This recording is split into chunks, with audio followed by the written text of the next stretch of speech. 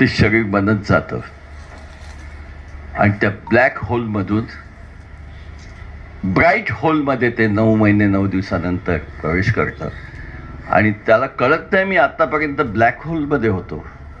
एकदम प्रकाश कसा आला आणि तो रडू लागतं आणि तेथून त्याचं जीवन सुरू होतं. त्याचं जे पहिलं रडणं जे आहे ते घाबरून आणि पुढे आयुष्यभर आपण दुःख भोगत राहतो, रडत राहतो.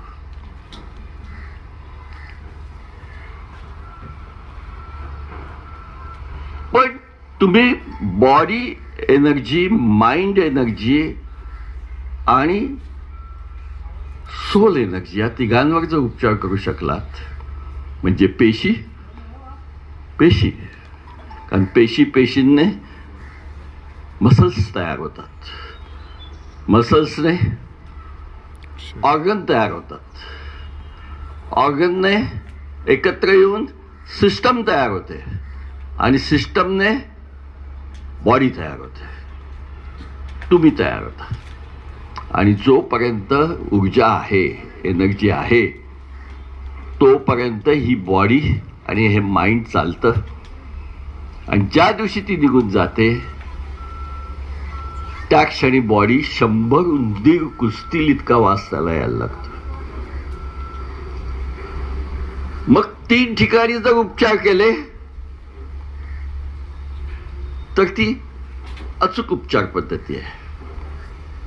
ॲलोपॅथी फक्त शरीरावर उपचार करते.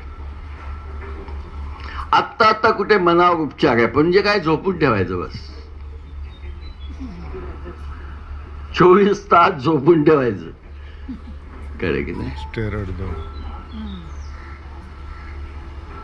हा उपचार आहे. तो समग्र उपचार पाहिजे.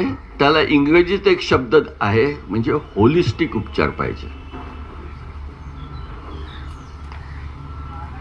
सध्या आपण निसर्गोपचार तज्ञ 20व्या शतकाच्या अखेरच्या पद्धतीचा उपचार करतो, 21व्या शतकात.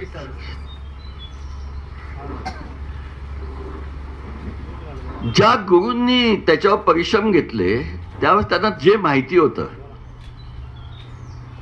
ते त्यांनी सांगितलं. पण तेवढं शिष्याचं काम आहे काय? हा,